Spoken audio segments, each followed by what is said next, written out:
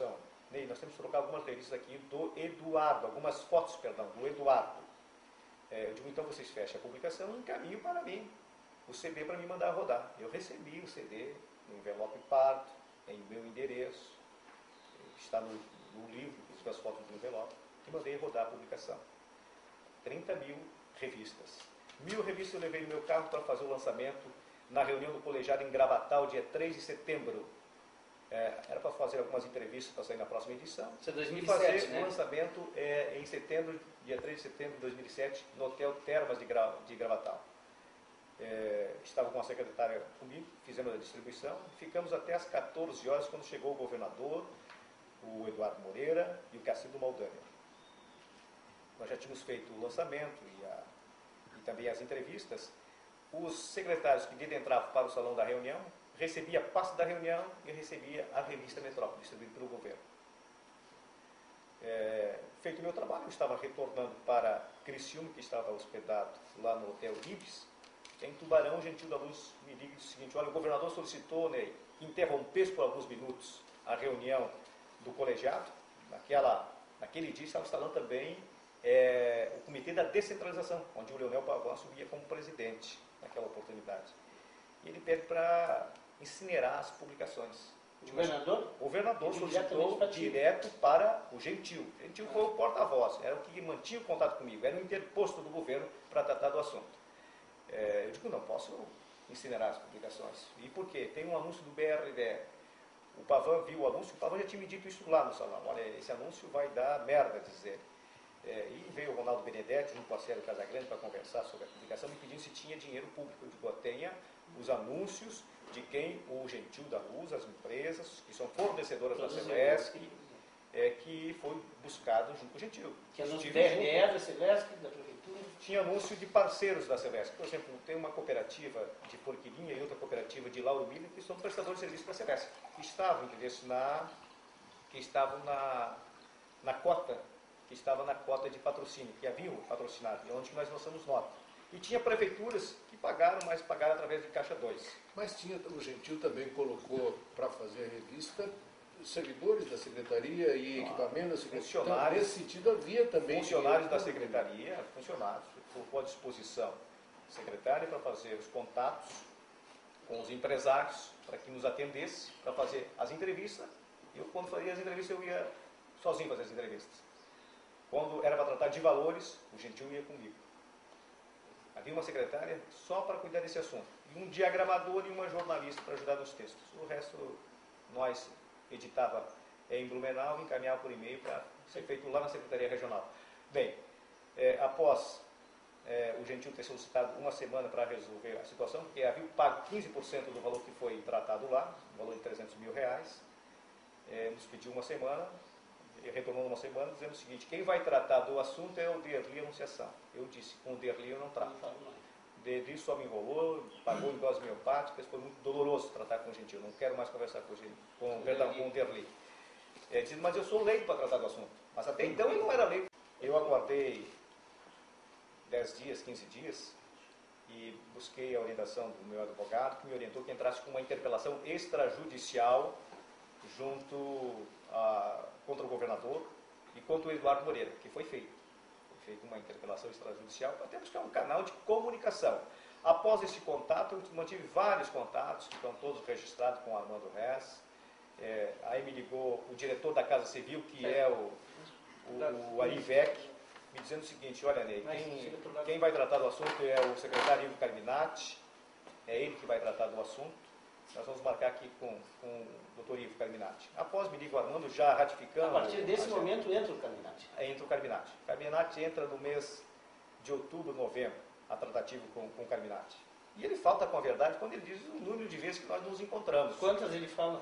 Olha, ele tem dito o seguinte: a primeira declaração que ele deu é que ele teve um contato com o Ney Silva por telefone. Agora ele aumentou, foi 2 contatos. Parece que foi Mas por telefone, por enquanto. Agora aumentou o se contato. encontrou porque teve uma gravação que foi feita... Vazou uma gravação que está nos autos, inclusive, do processo. Mas foram mais do que isso. E todas elas, eu tenho reiterado isso, todas elas registradas, todas elas gravadas. Teve algumas que não foram gravadas, eu reconheço que teve algumas. Mas essas que estão registradas, são gritantes o conteúdo delas. não deixa dúvida nenhuma da parceria Esse e do material trabalho já foi prestado. publicado ou não? Esse material tem inédito ainda. Não, esse trabalho é inédito, isso está com o advogado, o doutor Ricardo Galotti, que tem apresentado isso quando julga pertinente na defesa prévia no crime de extorsão. Tu acha que a entrada do Carminati na história teve a ver com a interpelação extrajudicial? Porque oficialmente o governo, os advogados do governo dizem que não desconsideraram porque não tinha fundamento, não sei o que, não deram nenhuma resposta. Essa interpelação extrajudicial ela não teve andamento, ela não teve resposta, não teve nada. Não teve andamento pela parte da editora Metrópole, porque seguimos a orientação do Carminati. O Ivo disse o seguinte, qual é o caminho que vocês tomaram? Digo, olha, o nosso caminho foi uma extrajudicial para buscar o caminho do diálogo, da concórdia, não da discórdia. Então não saia da agenda esse assunto. Fecha então, comigo. a entrada do Carminati coincide com a apresentação dessa interpelação extrajudicial. O Ivo Carminati entrou para resolver o problema, porque é uma espécie de resolve tudo do centro administrativo. Ele entrou para resolver, ele foi incumbido pelo governador, porque um secretário da posição do Carminati só entraria nisso com conhecimento do governador e com a solicitação do governador. Então ele entrou para resolver o assunto.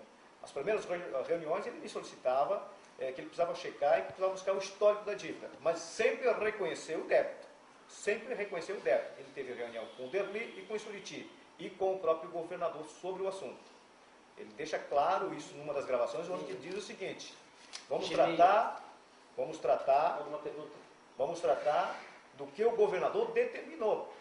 Ele diz isso em algumas ações dele. Vamos tratar do que o governador combinou. Ele não queria tratar, era a Revista do Sul, que era a Força do Sul que nós fizemos lá e que eu estava cobrando porque também existia débito, eles nos pagaram 15% do que foi acordado.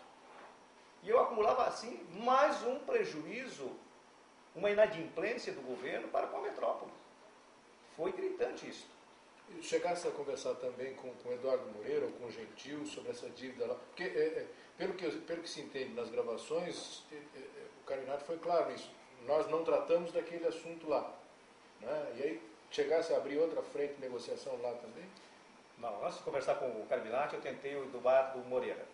Falei primeiro com o seu chefe de gabinete, me pediu que fizesse uma prévia por telefone, eu fiz a prévia, depois os contatos foram com a secretária, o doutor Eduardo.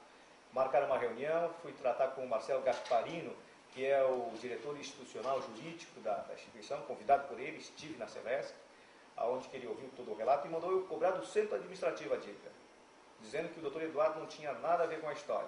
Eu disse para ele assim, espera aí, o interposto do doutor Eduardo foi o Gentil da Luz, ele preciso receber, não, o senhor vai cobrar lá no centro administrativo. E aí eu voltei para o centro administrativo e recebi 15 dias depois uma contra-notificação aí encaminhado pelo Freta Moreira, escritório de advogado, que acredita que seja a banca do próprio filho do Eduardo. A princípio, quem tratou do assunto foi funcionário da Celesc, Marcelo Gasparino, e incumbido pelo Eduardo. Ele me informou, estou tratando o assunto aqui, porque eu tenho visto os documentos na mesa do doutor Eduardo, ouviu e disse que me cobrar do centro administrativo. Após esses contatos, que nós fizemos aí a interpelação extrajudicial. Bom, se não fala é a minha memória ou após, mas eu sei que depois eu fiquei só tratando isso com o Ivo Carminati e com o Armando Reis. Mas o Armando já não era mais secretário, mas ele se mantinha como intermediário da negociação? O Armando funcionava como uma espécie de interlocutor do governador. Mesmo não estando mais no governo? Mesmo não estando no governo. Eu recordo... Mas porque ele se sentia responsável por ter iniciado os contratos todos? O projeto parte dele, né? Do Armando, né? Parte da secretaria dele e do próprio Armando. Olha, se no dia 3 o governo me pede para incinerar a publicação lá do Sul, a Força do Sul, e no dia 4, eu, estando lá em Criciúma, ainda tratando do assunto com o Gentil, recebo a ligação do Armando dizendo o seguinte, venha para cá buscar um material. Eu digo, estou em Criciúma, pode ser amanhã,